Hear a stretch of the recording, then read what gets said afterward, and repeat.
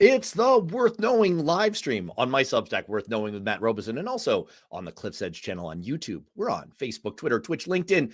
Actually, we're on YouTube twice now because we're streaming in landscape and portrait mode. And I kind of love all of this.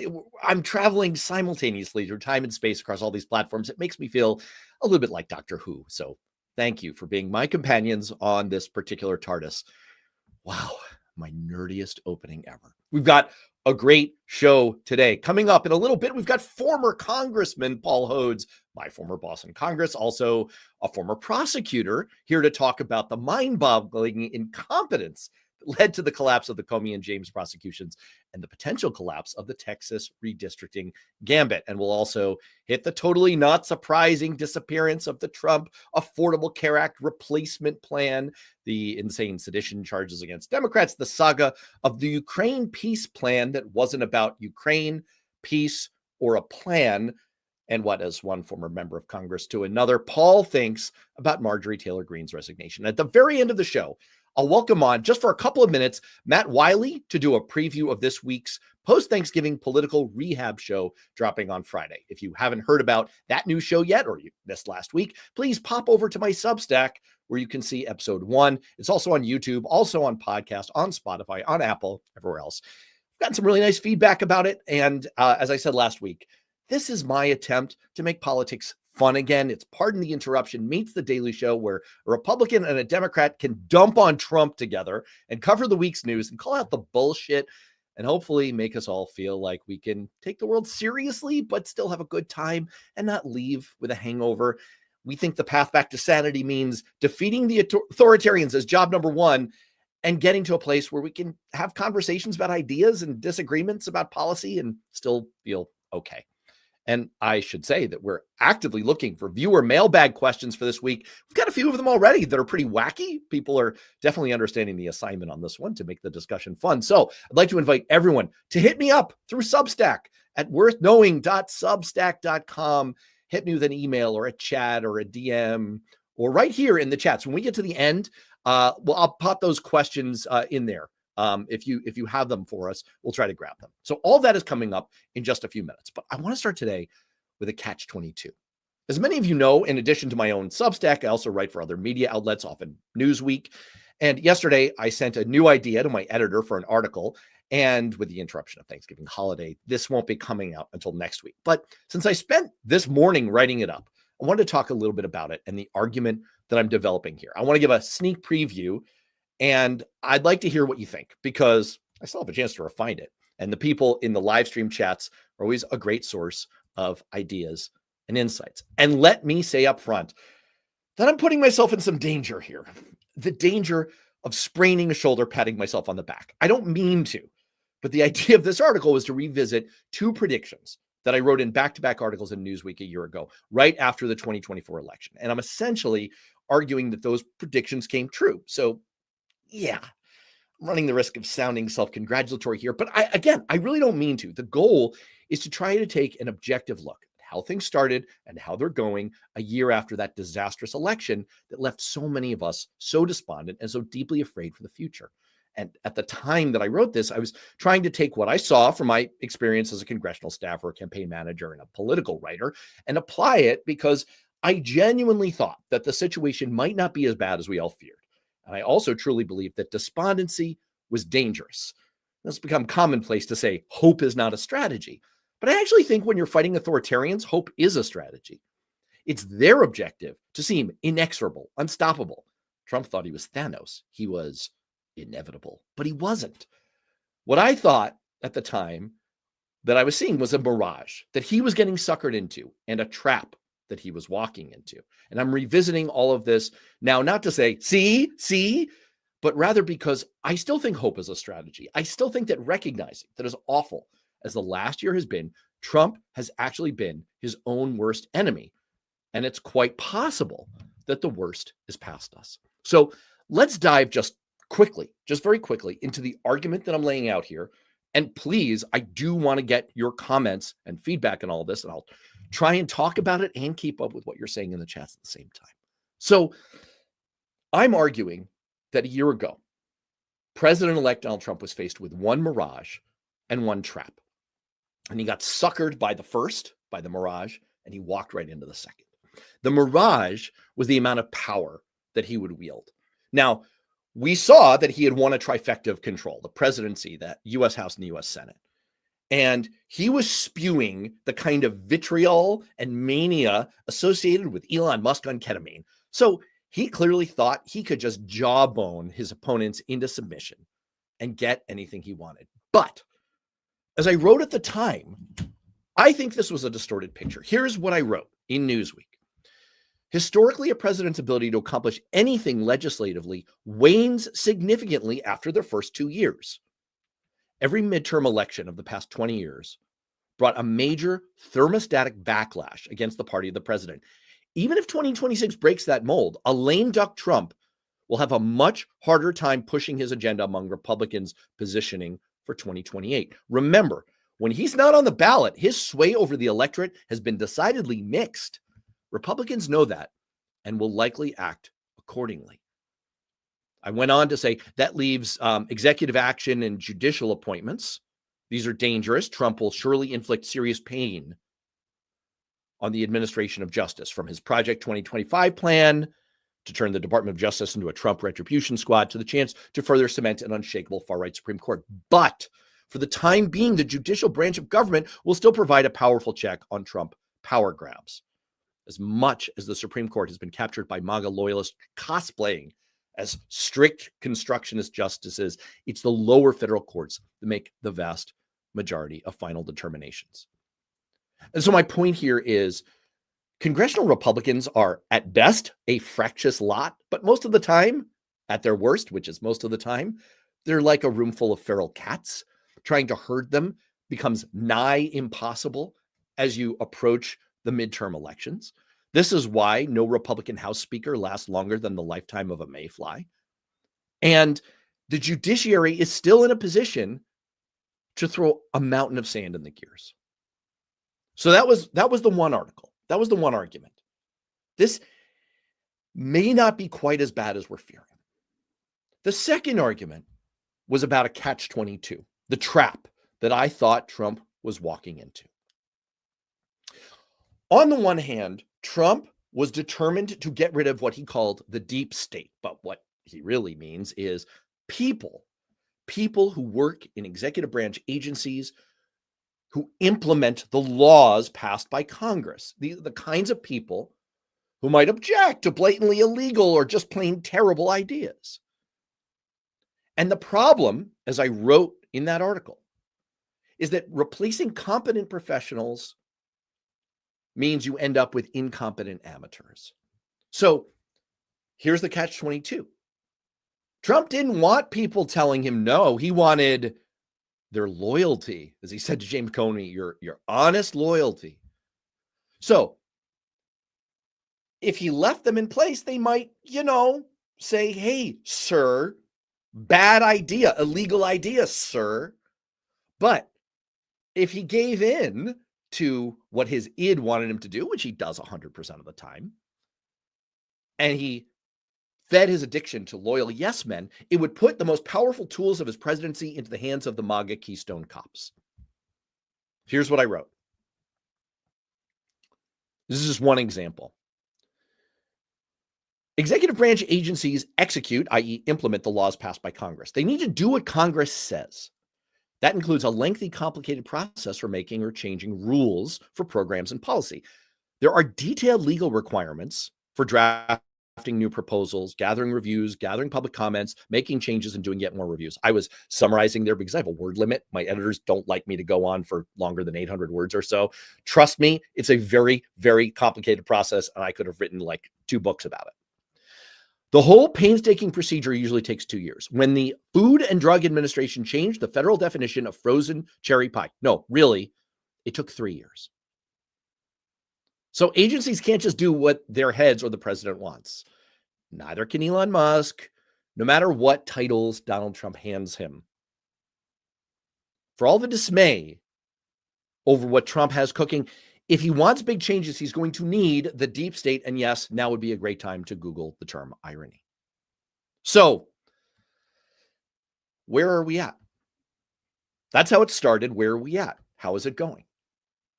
I would argue that this is pretty much how things played out. Ow, my shoulder. Yes, I know. Again, this is not to like say, see, I got a prediction right. I get plenty of predictions wrong. But Trump has sprung his own trap on himself. And we're going to talk about this because I see Paul Hodes is making his way into the studio here. He's lurking. This is what members of Congress do. They lurk. We're going to talk about this because he's a former prosecutor.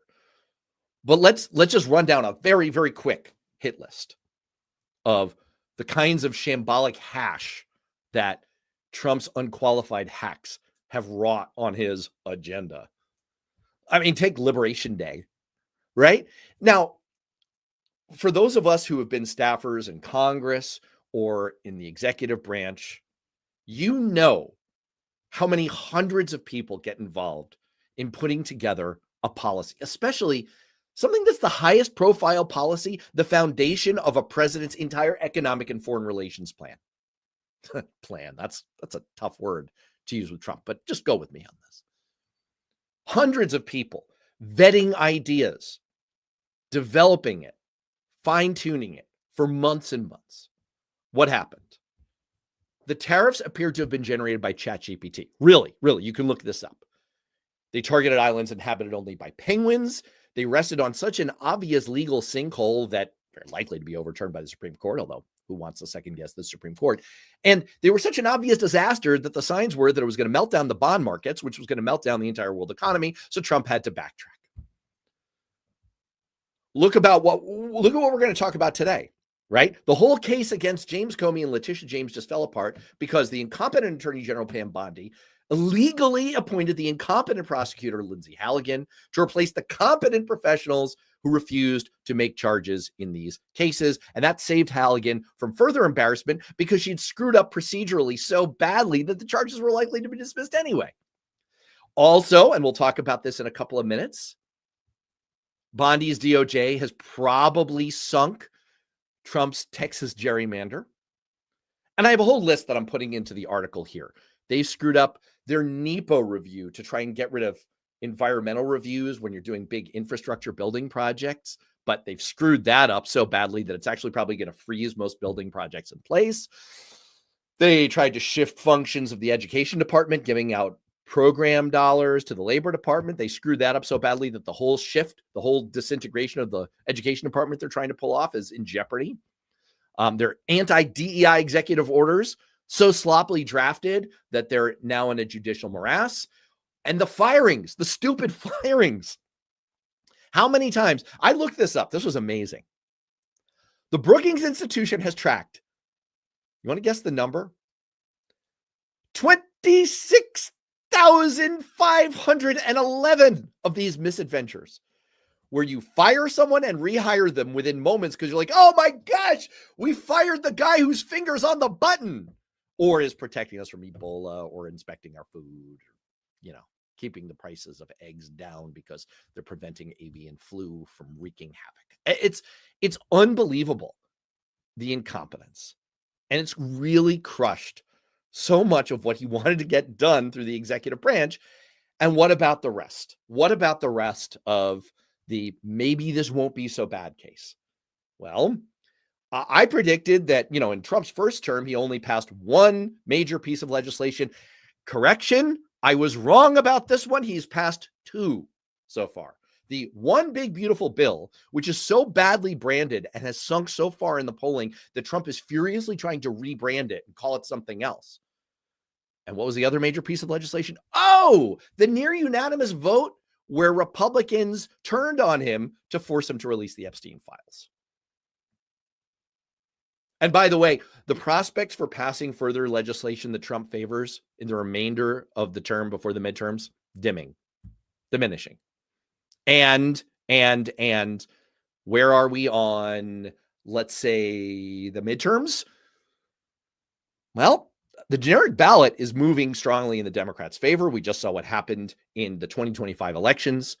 We see what's happening among key demographic groups.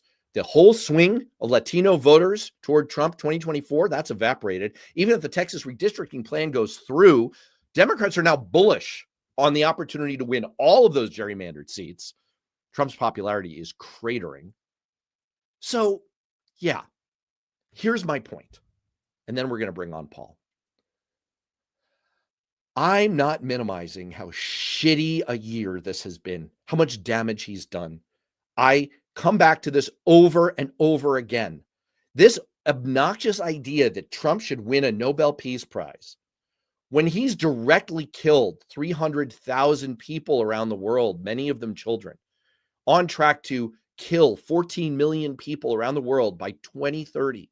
That's the latest projection, because he eviscerated USAID for no reason, because he had a chainsaw wielding maniac on ketamine with his finger on the keys. I know it's been a disaster. I know it's been terrible, but it could have been a lot worse.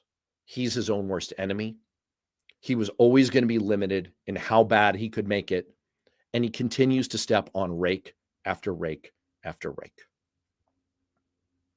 And maybe the future is looking a little bit brighter. On that upbeat note, let's bring in Paul Hodes.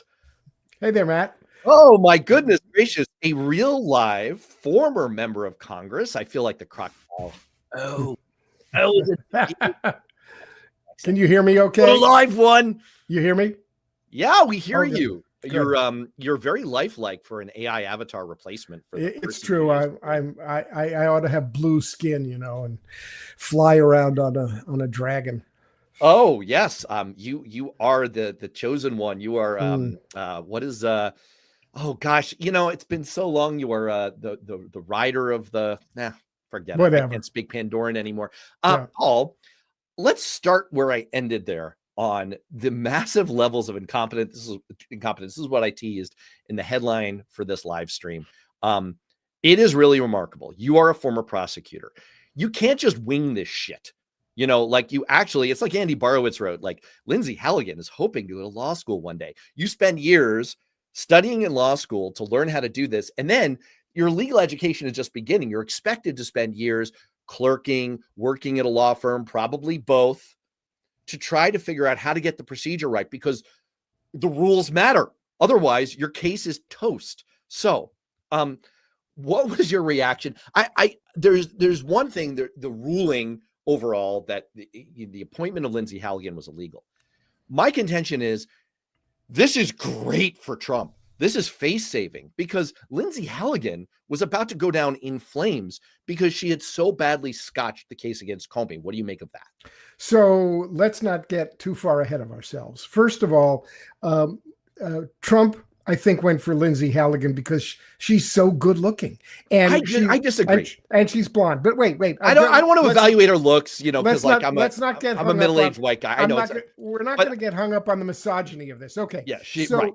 Okay, let's let's not get hung up on misogyny. You're right. I'm pushing back about everything having to do with Trump. Yeah. Okay, you're just an apologist for Trump. But anyway, putting all that aside, so there had been a prosecutor named Eric Siebert, and he had been appointed as an interim prosecutor because the real prosecutor resigned in protest, essentially, over Trump's policies. So they appointed Eric Siebert, and the clock started ticking. He had 120 days for his temporary appointment, because we're dealing with a constitutional provision called the Appointments Clause, and we're also dealing with the framework that has been set up to appoint prosecutors to offices like the chief prosecutor, the head of the U.S. Attorney's Office for the Eastern District of Virginia.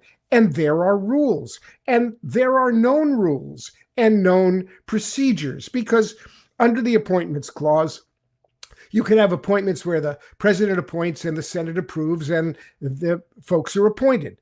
I am that kind of appointee in my role as a national counselor on the arts. The president nominated me. The Senate went through debate for months. I was vetted by the FBI and I got my appointment. Then there's another kind of appointment where an agency head or the president can appoint, but then you run into all kinds of other procedural requirements, which ends up with, at a certain point, by law or by statute, the judiciary has to step in. So here's what happened. It turned out that Lindsay Halligan, and we'll go to the other deficiencies in a moment, but Lindsay Halligan blew it.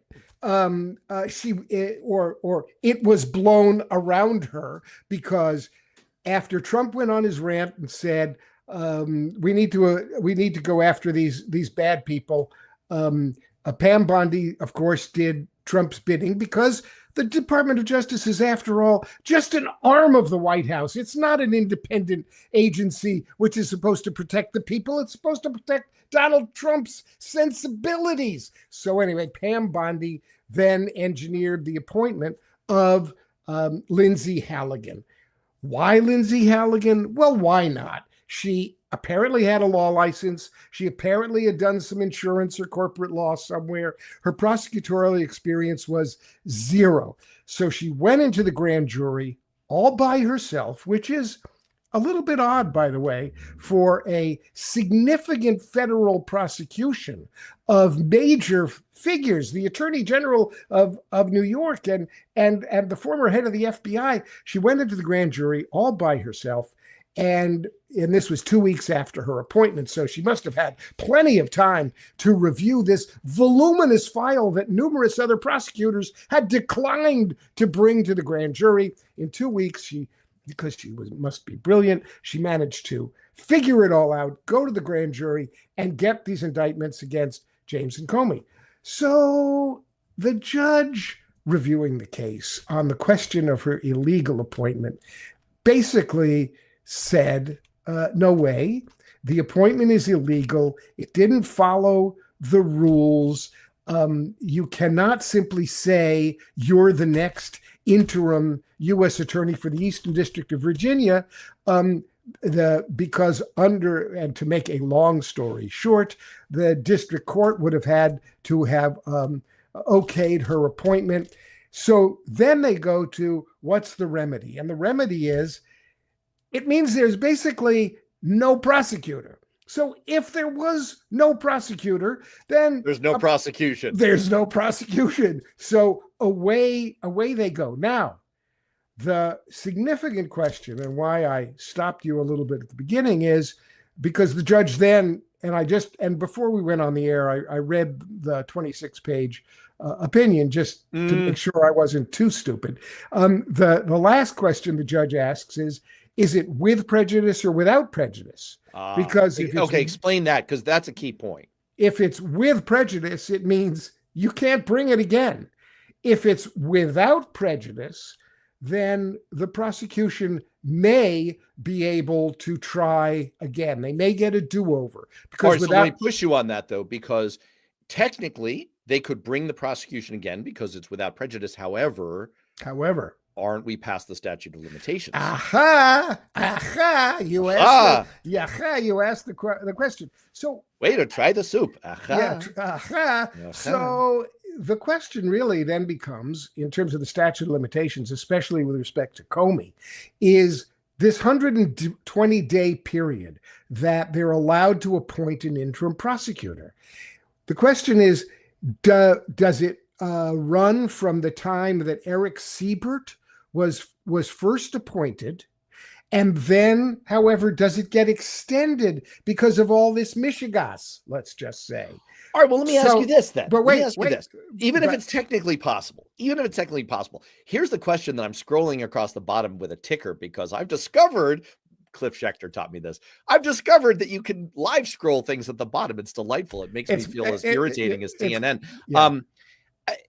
Why? Okay. It reminds me of the old joke, beat me, said the masochist. No, said the sadist. Why would the masochists in the Trump administration, having seen how badly Lindsay Halligan screwed up the procedure in this case, never brought it to the grand jury, just like created 2 copies of the indictment, picked one, kind of photoshopped it, ran it by the foreman. It was just like, it was like if ChatGPT on meth had tried to do legal procedure here. Are they masochists? Why, even if they're able to bring it back, why would they? Why would they bring themselves in for further punishment here, Paul? The question about the illegality of the appointment is really only, as you have so trenchantly pointed out just now, only the first step. Because, as you say, the courts in these cases have gotten a hold of the entire grand jury transcript. They've gotten a hold of Lady Lindsay's opening remarks and her closing remarks. They've gotten a hold of the questions the grand jury asks, because when you go into a grand jury as a prosecutor, and especially when you're all alone as a prosecutor, there's a little bit of back and forth. You make an opening statement, you tell them what evidence you're going to present, you present the evidence, you basically say, and now I leave it up to you. You've heard the evidence. I've presented these indictments. Please consider them. Lindsay Halligan, according to the transcripts, did a lot more than that. She did things like she said, well, I'm presenting evidence, but you don't have to look at just that evidence. We have a lot more, which we'll put on later at trial. So you could think about that too. She basically gave them free rein to ignore the law. Her opening and closing remarks are, let's just say, highly prejudicial and improper. So the courts have all that. And as you say, was Lindsay Halligan saved by the dismissal from humiliation? I don't think she's feeling humiliated. She's feeling I don't think she understands. She's feeling like, thank God I don't have to do this job Yeah. anymore. I can go back to corporate law. What is the meaning of all these words? These pages, the text is so small. Paul, is she in danger of being disbarred? I'm not sure. Well, the answer is prosecutorial misconduct may or may not lead to proceedings at the bar. So here's her defense. Judge or judges or my fellow lawyers, he put me in this impossible position. I was basically directed to indict these people. So I don't know what I'm doing. I went in there and I did the best I could. I didn't know. I was so ignorant. You don't want to disbar me. Ignorance of the law is not. I'm going to go back. I'm going to go back to my life as a corporate lawyer. You're the lawyer, man. I'm telling you what she tried to argue. Wow. I don't know that she's going to be disbarred. I don't think she's going to get reappointed as a United States attorney. On the other hand, this is the Trump administration. She might get promoted. Let's turn to another one here. I was really fascinated. This was part of my research for that Newsweek article for next week. I was just looking at all of the incredible, boneheaded, dumbfounding, ham-fisted, I'm looking for a thesaurus here, missteps of the Trump administration's minions who are entirely incompetent. I'm looking back at you, Pam Bondi, because your DOJ, by all accounts, sent a letter in furtherance of the Texas predatory redistricting gambit that was so stupid.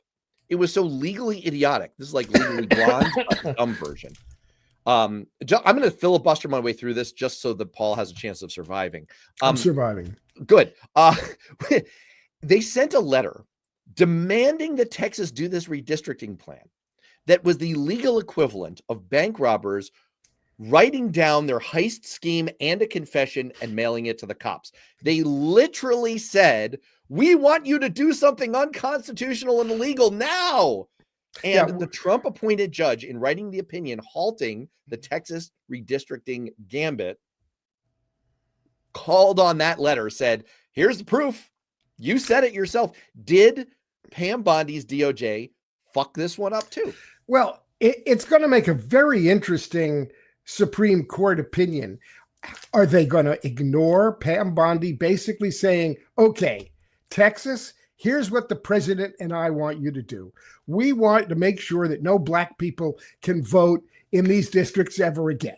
We want to make sure that only Republicans win because we've set it up racially so that we are being divisive. We want to make sure that you are properly gerrymandering in order to discriminate against one racial group. Other than that, the letter was perfectly fine. So the case went to a 3-judge district court panel, and in Texas, the three judge district court panels are made up of a variety of kinds of judges. The district court judge who wrote the opinion, and there was some opposition on the panel. It was a 2-1 decision. The district court judge who wrote the opinion is a former Texas Supreme Court judge.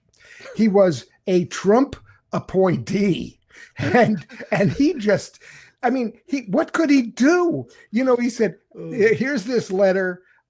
This thing can't go forward." So of course, now it's in the Supreme Court, and the Texas is challenging if they want to come back. So who do they find? They find friendly Judge Alito. And what does Alito do? Alito has put in an administrative pause on all of this while the justices consider what should happen. He's basically Jean Reno in The Professional. He's coming in. He's the wolf. He's the wolf. It's like, man, you called in the wolf? Yeah. He's Harvey Keitel. They called in Samuel Alito, except, like the right-wing incompetent version, not like the super cool Harvey Keitel version, to clean up the unbelievable dumb fuckery. There's no way. I don't see how. I mean, yes. You've got can I give Pam a piece of advice? I'm not a lawyer. I'm a simple political analyst at low-level government functionary, or whatever I used to be when I worked for you. But you know what's a good idea? Don't tell the nefarious truth of what you're trying to do. Really? Here, take some advice from Megamind. That's the point of lying. Exactly. Lying. This is what you're supposed to do. Lie, Pam. Just like you're so good at it. You'll do it in front of congressional testimony for senators. Like, right. Just lie.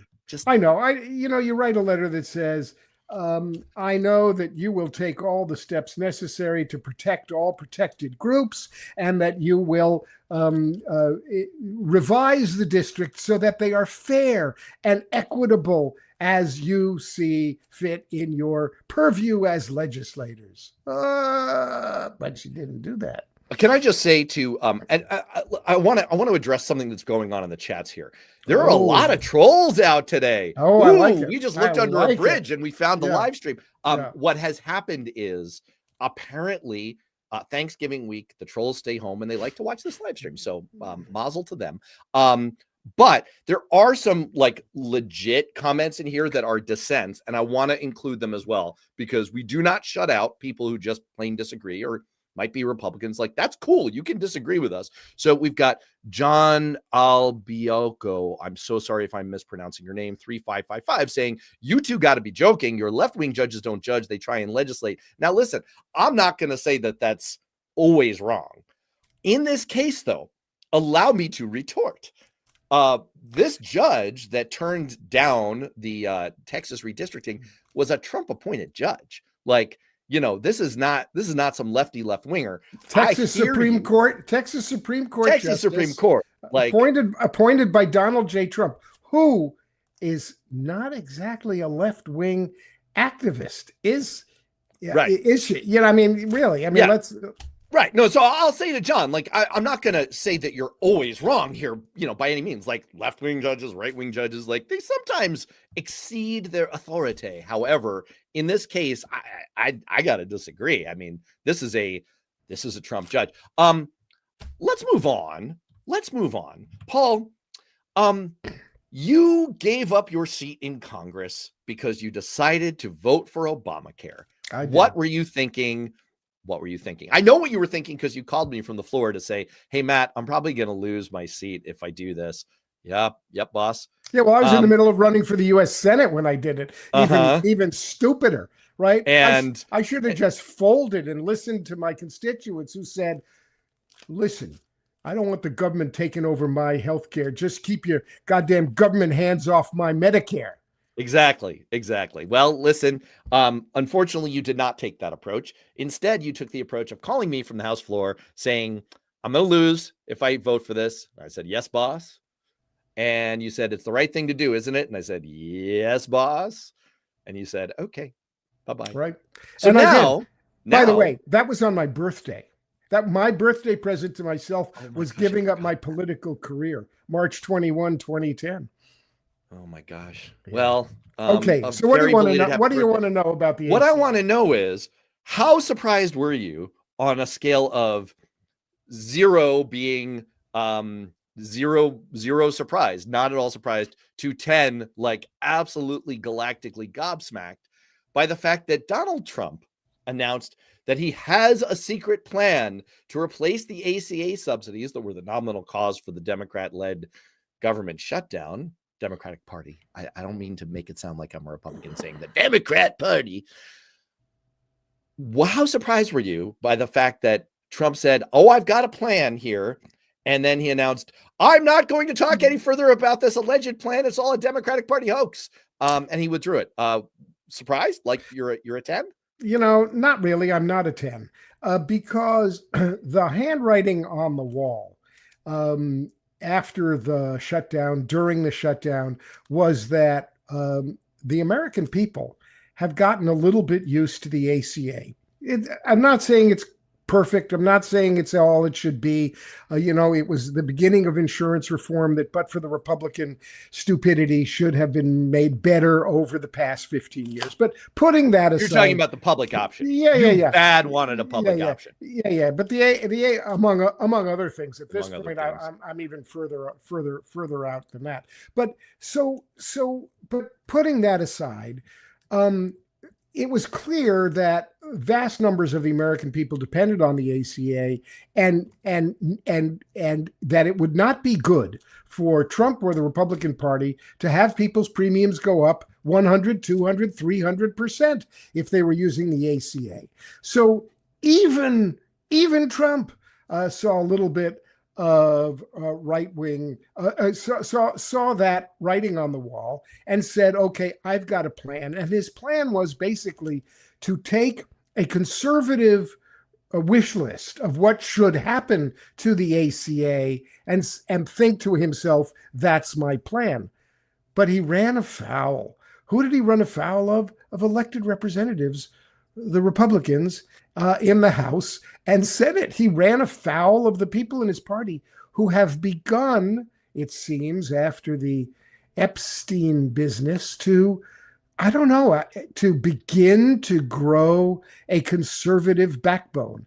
And so, because Trump is, I just, calling him conservative does damage to and the real notion of what a conservative is. Somebody who wants to conserve, somebody who it does great. So whatever Trump is, the Republicans in Congress said, not so fast. We've got other things on our minds about doing this. And Trump immediately backed down. Yes, he folded faster than Superman on Laundry Day. I want to, by the way, first of all, say hi to Kevin Hannon T5D, watching all the way from Ireland. Oh, Kevin, so nice of you to join us. Oh my gosh. Oh my God. Yeah, that's a Jewish Irish accent from Paul there. That's my Yiddish Irish. And I'd like to give a shout out here to M. Roush 6028, who writes, "I'm a Republican. It's nice to see Democrats that can discuss different opinions without calling us racist Nazis. This is the way we should all be. God bless." And I want to say, amen. First of all, kudos to you. Amen. Kudos to you for being in this live stream, because look, we can be kind of like, we're mostly Democrats here. We can be a salty bunch. We're pretty feisty. We're all pretty pissy with Trump. But listen, I'm about to have Matt Wiley, a high-level Republican consultant to current Republican U.S. senators. He and I do a show together on Fridays called Political Rehab, where we try to focus on, we're all against Trump, but we want to get politics back to a place of being fun again. And we can have disagreements. We can have policy disagreements. We have a lot more that unites us probably in our core and our souls than divides us. So welcome and kudos to you for being here. And okay, back to dumping on Trump. I mean, geez Louise. I'm zero surprised about this ACA thing. Right. Let's talk about something truly, truly obnoxious. Truly obnoxious. And I think that most traditional conservative Republicans agree on this. I really, really do. I hope so. I want to talk about the fact that Pete Hegseth is now prosecuting the case that Trump started with a Truth Social post, whatever you call it, a verbal explosion, saying that Democrats are seditious and should be hanged, that the penalty is death for their sedition. How dare they post a video saying that members of the U.S. military should not follow illegal orders. Here is U.S. Senator Mark Kelly with his response to that. Even though I hear you when you say you're not intimidated, this must be a source of stress for you and your family. I just have to ask the kind of impact that it's having on you and your loved ones. Rachel, I've had a missile blow up next to my airplane. I've been shot down, nearly shot down multiple times. I've flown a rocket ship into space 4 times, built by the lowest bidder. And my wife, Gabby Giffords, meeting with her constituents, shot in the head, 6 people killed around her. A horrific thing. She spent 6 months in the hospital. We know what political violence is, and we know what causes it, too. You know, the statements that Donald Trump made is insightful, incites others. He's got millions of supporters. People listen to what he says more so than anybody else in the country.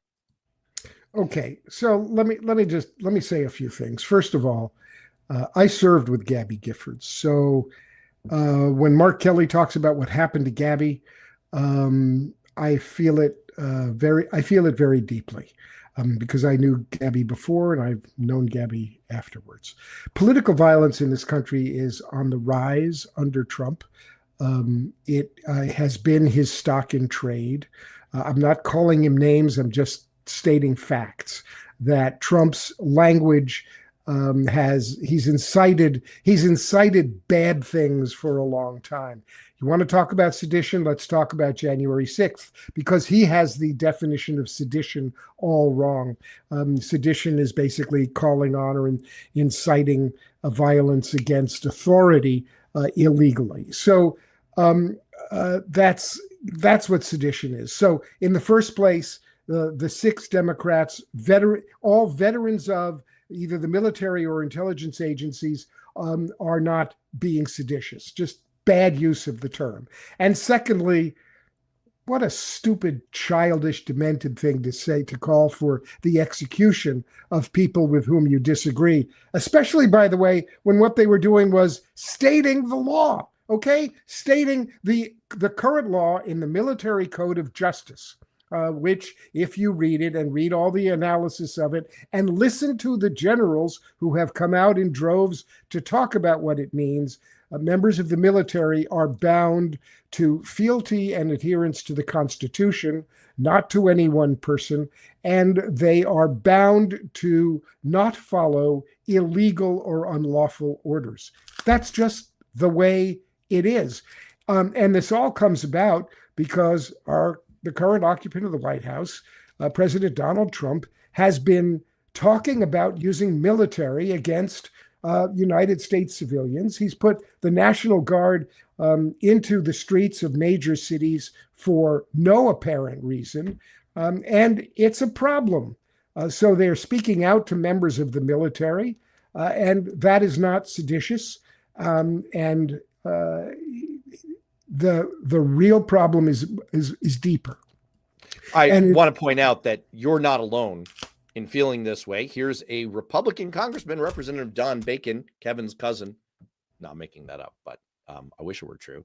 6 degrees. Amateur hour once again at the Department of Defense. Oh my gosh! Wow, that's awesome. Good job, Don. Amateur hour once again at the Department of Defense. Did he intend that? I thought the video by 6 Dems was unnecessary and foolish, but the threats of sedition charges and courts martial in response are also crazy. Let's show some common sense and restraint. Yes, 100%.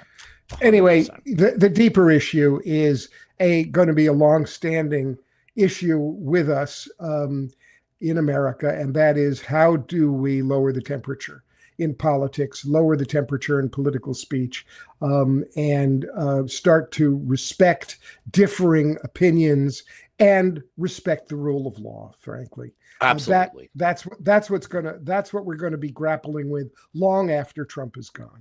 Well, speaking of getting ourselves back to a position of respect, sanity, and we can have arguments, but they're the kind of arguments that you feel okay about afterwards, because it's like your cousin. You're having an argument, which maybe that's a little on the nose with Thanksgiving approaching.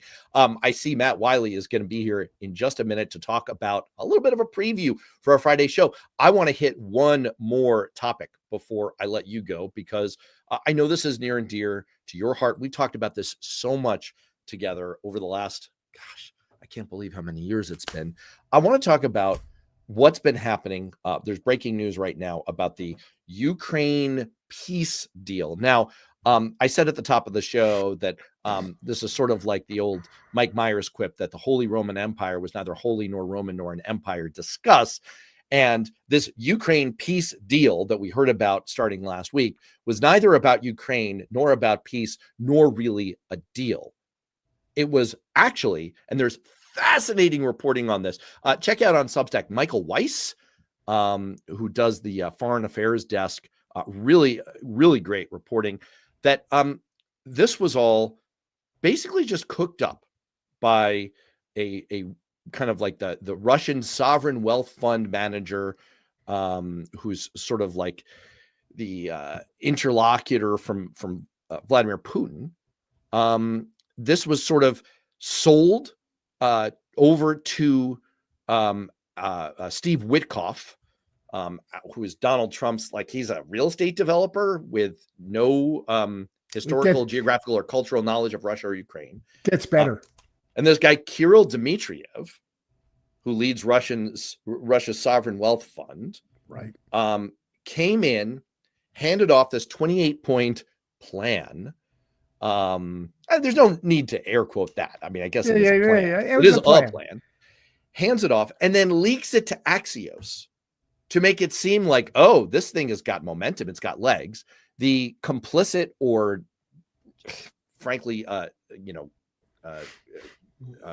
dumb reporters at Axios go ahead and, just like launder this through. It's like, oh, high-level sources say, it was Kirill Dmitriev who was saying that this is a thing.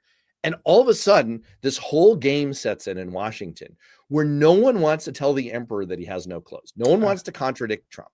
So you've got Marco Rubio saying, oh, this is so fucking great. And he's quietly like, how do we dig ourselves out of this? You got the Europeans, great reporting in this from the New York Times today. You've got the Europeans basically immediately, in a case of emergency break glass, here's the Trump handling plan. What they immediately do is they go into, this mode of let's steer Trump back from the brink by saying, oh, this is terrific. We love it. What a great starting point. We just want to strengthen you. You've done an amazing job. You're so good looking, sir. And somehow miraculously, over the last few days, they've pulled it off.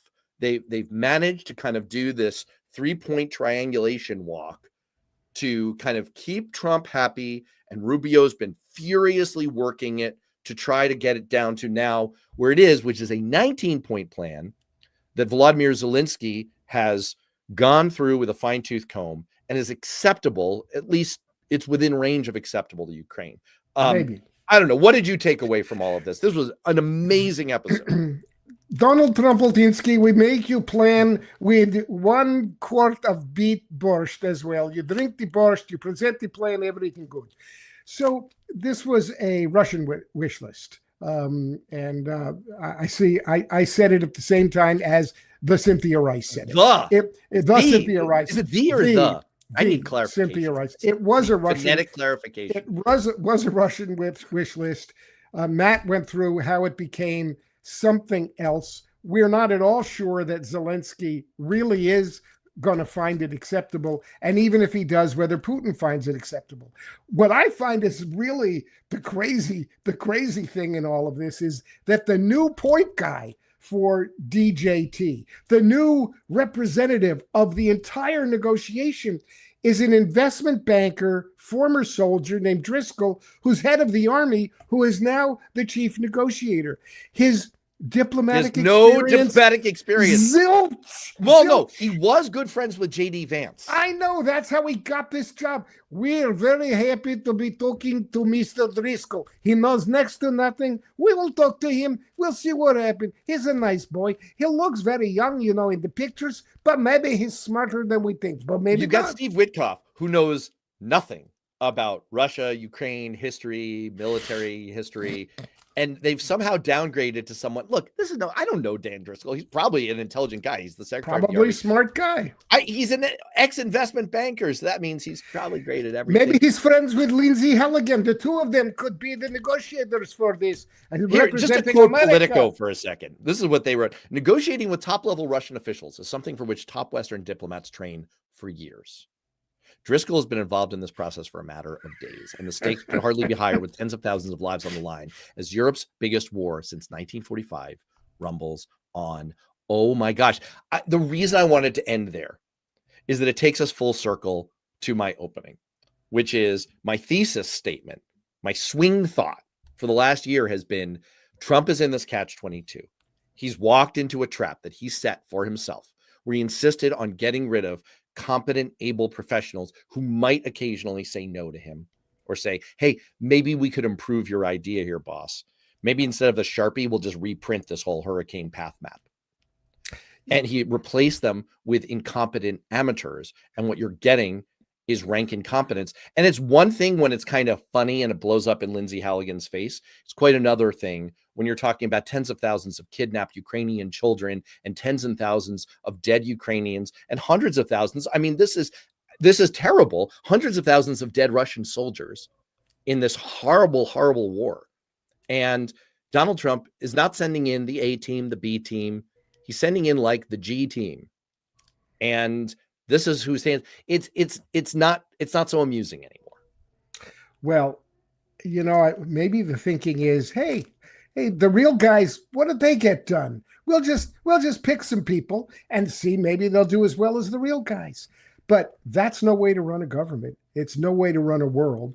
You certainly can't run a country that way. And we're all suffering the consequences.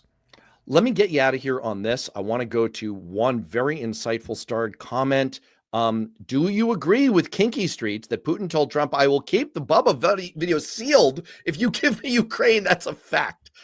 Is that a fact? Is that true? It's Bubba Bubbles and it's P-tape. We have you, Donald Trump, right up at these shorts, you know what? And we're going to keep you right there. Thank you very much. All right. Thank you very much. All right. Paul Hodes, everybody. I'm going to let you get out of here.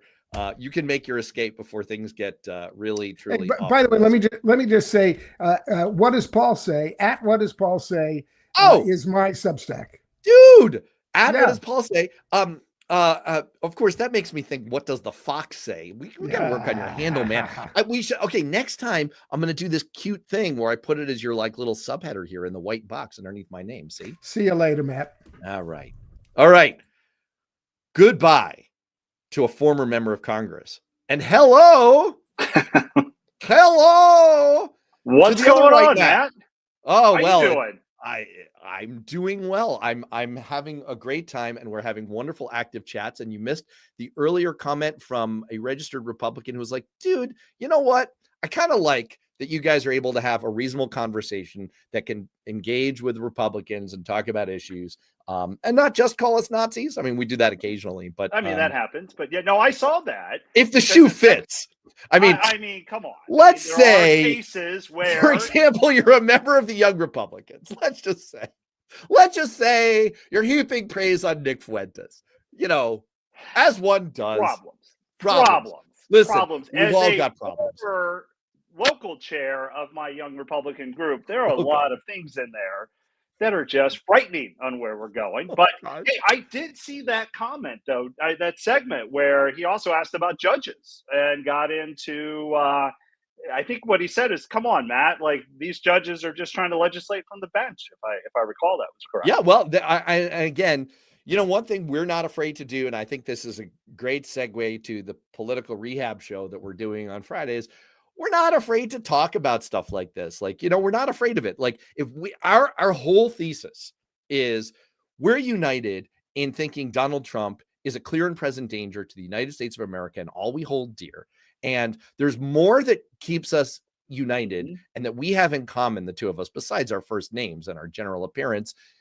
There's more that unites us, especially our hatred of Donald Trump, than divides us. We do have some sharp disagreements. That's okay. Sure. We can have them, and we can deal with them the way the guys on PTI would when they're talking about sports. We can talk about them. We can treat issues seriously, but also have fun with it. And in essence, this is the point of the project. We can try to make politics fun and not like doom scrolling again, and make it engaging for people and something that people are willing to get into the discussion about. Well, and I think that's what makes our show interesting and fun, and it's completely different than what anybody else is doing right now. You know, we have a show where we can just talk about politics. We can go back and forth. We put it down into short 3-minute segments where we're talking about an issue, but we can have different points of view. Why you don't like Trump is very different than why I don't like Trump. But you're right. We're united in the fact that Trump is not good for this country. And we should be able to have those conversations. We ought to be able to have it from two different sides. And that's what makes this show great, is we get a chance for listeners to hear Republicans and Democrats talk about these issues. And, you know, we're both former inside, like we're either professionally in one way or another. We're still very much in, I don't want to call it the game, but we're still very much in the business. We're still very much, you know, politics is what we do professionally. You know, and we try to bring all of that experience to bear. And we also bloviate, like, you know, the kinds of talking heads you see on social media. But we hope that's why we have to have 3-minute segments, because if you don't put a time limit on us, we will just talk forever. No, we keep it short, punchy, fun. So let's get two things I want to do before we get everyone out of here today. First, I want to remind everyone in the chat. I want to very much invite you. We're going to do a mailbag this week because we've already gotten some fun questions. Can I give a this is great. If aliens landed tomorrow and asked who's in charge, would anyone have the heart to tell them? That's funny. That's funny. I mean, so it's a brilliant question. And it's a great question. I'm not going to get into an answer because you got to tune in. Well, you got to tune in. Think about that one for a second. Like, if somebody says, "Take you to my leader," do you really want to admit that one? Oh gosh. I mean, who would you? This is a follow-up question. Who would you point them to instead? All right. So let me ask everyone. Oh, and here we go. Is that you? That's me. Always on it. Shit, wow. There you are. Quick. All right. So listen. If people want to hit us up later, if you've got questions, you've got things you want to see us tackle, please do. But also, you can just hit us up right now. Throw things, and we will live capture them right here in the chats. Oh, Taylor Swift, Will Knight. Yes. I might be very tempted. Look, shit, I have a long list of people I'd rather send the aliens to than Donald Trump. Taylor's on it. That would be an interesting one. That would be an interesting one because, I mean, she clearly commands a huge audience. And from my side, let's not forget, we're still, as Republicans, warring with Taylor Swift for some reason. Because we somehow think she's the problem. So, you know, it's just, you know, I wrote an entire article last year that if Taylor Swift is our problem, we have bigger issues. And gosh, I wish those were the good old days when that's all I worried about. But, you know, hey, we moved on. Yes. Taylor Swift would be on my list. The Rock would be on my list. An actual rock would be on my list. All right. So that's the drill here. If people want to put questions in the, and that's number one, throw questions at us and we will get to them. And here's the other one. And I just want to jump ahead here because yes, this is exciting. These questions will be exciting, but I am really looking forward to, hey, that's bullshit. Last week's was unbelievable. If you guys have not seen what Matt put together on, hey, that's bullshit, it is a work of art. It is a masterpiece. It should be taught in film school. It is phenomenal. And so you ought to take a look at that one because if that's the first, it's going to be fantastic. Oh, thank you, my friend. But that's what this show's about. Like, yeah, we can sit and talk politics and we will, but there's a lot of kind of other segments in here. Should we watch like 20 seconds of it right now? Let's do it. All right. Just 20 seconds of that's bullshit. 20. Our weekly look at everyone's favorite part of politics and modern life. Bullshit. Bullshit. Bullshit. A bullshit? There's a crisis in America that's so obvious, even conservative figures from Fox News like Brett Baer get it. Basically, inflation and how people feel about the economy. Maybe people are concerned about rising prices, grocery prices in particular. But President Donald Trump is trying to sell a completely different version of reality, a made-up fantasy that he's pushing as if his political life depends on it, because it does. Why are people saying they're anxious about the economy? Why are they saying that? I don't know that they are saying. I think polls are fake. We have the greatest economy we've ever had. But that's bullshit. The economy is on track to grow, but less than 3% this year. All right. I got to stop. I mean, that's just phenomenal. Thank you. Like, Thank you very phenomenal. much. And yes, Phenomenal. for people who are wondering, I do have a kind of standard uniform for this show that I tend to wear. I have like one T-shirt that I just feel comfortable. I was podcasting in. wondering how many T-shirts you had, because it is the same, but that's fine. That's good. Yeah. Isn't that a thing? Like, who was it that said just get one blue shirt, wear that every day, and then that way it always works? I actually, for a while, I did have two versions of this shirt, but I'm down to one. All right, we got to get out of here. Pick one thing, if you would, that we're going to cover on this week's show that you're looking forward to covering from any segment.